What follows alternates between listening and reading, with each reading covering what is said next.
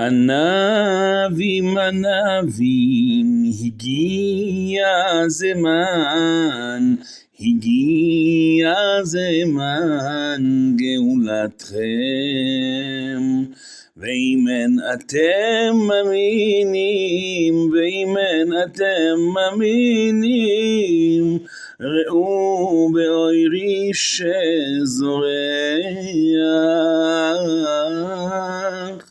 ענבים ענבים, הגיע זמן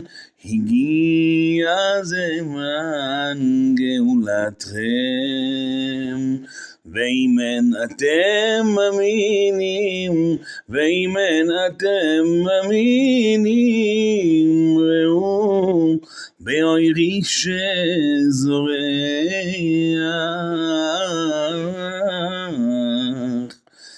ענבים, mes humbles, הגיע זמן גאולתכם, est venu le temps de votre délivrance, de votre Géoula. Veimen atem aminim, si vous n'y croyez pas, Reu beori shezoreach, regardez ma lumière qui brille. C'est l'affirmation du prophète Eliyahu Hanavi, que Eliyahu Hanavi il dira en nous annonçant sur le toit du Beth Amikdash notre délivrance à la venue de Mashiach. Et pourquoi j'ai décidé d'ouvrir avec ce chant? Parce que dans le Daf Hayomi, dans la page quotidienne d'études du Talmud de Bavel que nous avons entamé, il y a là-bas un Rashi, un Tosfot qui nous disent que le Mashiach viendra lorsque l'empire,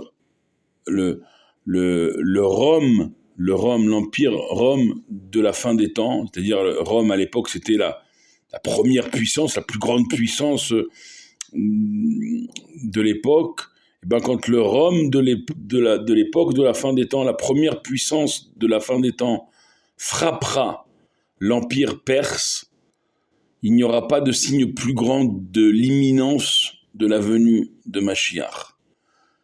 Je pense qu'il n'y a pas besoin d'interpréter ce que je viens de dire, et ce que Rashi et ses gendres Tosfot, qui d'ailleurs habitaient tous en France, viennent de nous dire.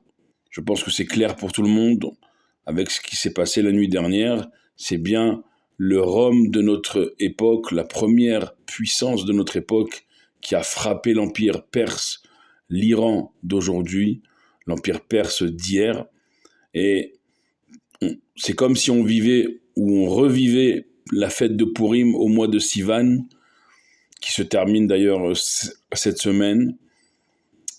Et un des thèmes de la fête de Purim, c'est justement Vena Afor-Ou, comme c'est marqué dans la Megillah d'Esther, qui est toujours enterré là-bas avec son oncle Mordechai, toujours à Téhéran, toujours en Iran.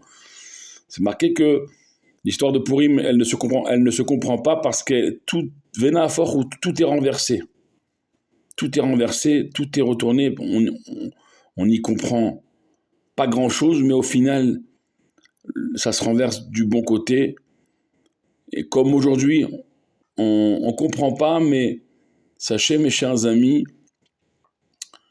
que il y a quelques heures, cet après-midi, à Jérusalem, le Premier ministre de l'État d'Israël est venu au Kotel, au mur de soutien du Har Habayit, du mont du Temple, le Kotel Amaravi, et il y a dit merci à Kadosh Baruch Hu, et il y a glissé un mot que le rabbi lui avait dit il y a 40 ans lors de ses différentes visites chez le rabbi, il y a une quarantaine d'années, et il l'a glissé dans son mot déposé au Kotel, les mots du rabbi il y a 40 ans, voire plus même. Le rabbi lui avait dit ne soyez pas effrayés ne soyez pas effrayés, jamais, parce que Dieu sera toujours de votre côté. Et le rabbi de finir en souhaitant pour toujours bracha ve'atzlacha dans tout ce que vous ferez, bénédiction et réussite. Ne soyez pas effrayés. Dieu sera toujours de votre côté. Et on est 4 décennies après ces mots-là du rabbi au premier ministre actuel de l'État d'Israël. Et ces mots résonnent aujourd'hui avec une force incroyable. Certains échanges, d'ailleurs, que le rabbi a eu avec Binyamin Netanyahou parlent même que le rabbi lui a dit « Vous serez le dernier premier ministre en temps d'exil et le premier en temps de délivrance. » Encore une fois, je pense qu'il n'y a pas besoin d'interpréter ce que je suis en train de dire, tout le monde comprend dans quel dernier moment d'exil on se trouve actuellement, dans les dernières contractions, dans les dernières souffrances. Il y a eu encore ce matin, vous l'avez vu aux actualités, des frappes sur la terre d'Israël, certaines destructrices, des blessés,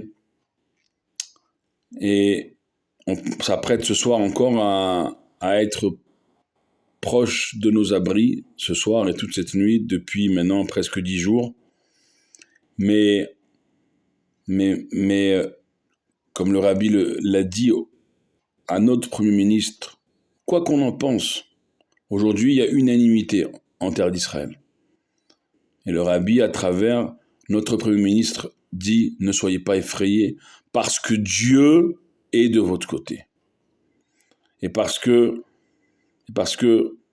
ça rejoint ce que Rashi, ses gendres Tosfot, dans le texte de l'étude du jour, en fait, d'aujourd'hui, du Daf Yomi, il nous parle que lorsque le Rome de la fin des temps, la première puissance de la fin des temps frappera l'Empire perse, l'Iran d'aujourd'hui, il n'y aura pas de signe plus grand de l'imminence de notre délivrance. Je répète ces mots-là parce que il n'y a pas plus grand et important de Vartora que ces mots que je suis en train de vous dire.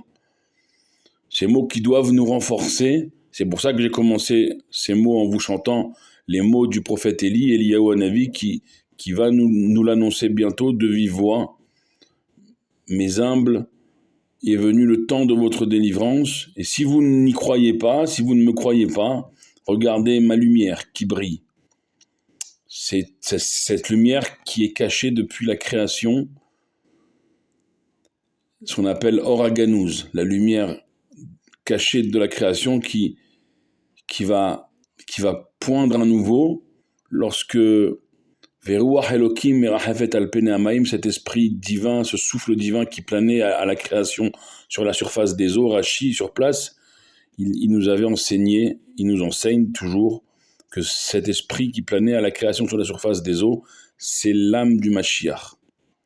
C'est l'esprit du Mashiach, c'est le Mashiach qui a été créé avant même la création, faisant précéder à l'épreuve que constitue ce monde le médicament que constitue Mashiach. Et ces moments-là que des générations avant nous, des siècles et des millénaires de générations avant nous ont tant espéré, nous sommes en train de le vivre. Nous sommes en train de vivre ces derniers instants, ces premières lueurs des temps messianiques que tant de générations avant nous, nos parents, nos grands-parents, nos arrière-grands-parents, nos arrière-arrière-grands-parents, et en remontant à toutes les générations, en passant par toutes les souffrances de l'histoire juive, tout ce que le peuple juif a souffert depuis des siècles et des millénaires, des générations ont tant espéré ces moments-là, et nous sommes en train de les vivre. Ils se réalisent devant nos yeux. Alors, armés de toutes ces forces qu'on vient de se dire ensemble, eh bien, propager, diffuser ce cours, cette vidéo que je vais, comme la semaine dernière, mettre sur un maximum de réseaux. À votre tour, partagez-la pour renforcer un maximum de juifs et de juives en Israël comme en diaspora. Et je terminerai par les mots de Moshe Rabbeinu, de Moïse à Pharaon. Bin arenu ou biskenenu neler. On ira avec nos jeunes, avec nos personnes, nos personnes âgées, qui chag Hashem lanu, parce que Moïse dit à Pharaon, c'est une fête pour nous, une fête qui va mettre un terme à des millénaires de souffrance, et encore une fois, on le vit devant nos yeux. Partagez, diffusez la lumière de ces mots de Torah et la lumière des mots de nos maîtres, tels que le Rabbi, notre Rabbi, qui marche à notre tête, et qu'on puisse, avant même le cours prochain, mériter d'ores et déjà la délivrance et se revoir au cours prochain dans la cour du 3e temple à Jérusalem, avec tous nos chers disparus à nos côtés qui se seront relevés et qui ne nous quitteront plus jamais, avec Mashiach, avec Dieu révélé au monde. Et selon les mots du psalmiste, selon les mots du roi David dans ses psaumes, dans ses Téhilim, ce temps-là, Alléluia et Hashem Kol Goïm, toutes les nations du monde loueront l'Éternel. Shaberu Kol Haomim, glorifieront toutes les nations le nom de Dieu. Pourquoi ? Parce que Kigavar Alenu Chasdo, parce que sur nous, peuple juif, aura été portée la bonté de Dieu sur nous, peuple juif. Vehemet Hashem, et la vérité de Dieu, Léolam, éternellement, Alléluia, sera louée. Soyez bénis. Priez pour nous comme on prie pour vous. Ensemble, on sera toujours plus fort. Baruch Adonai Leolam. Amen ve Amen.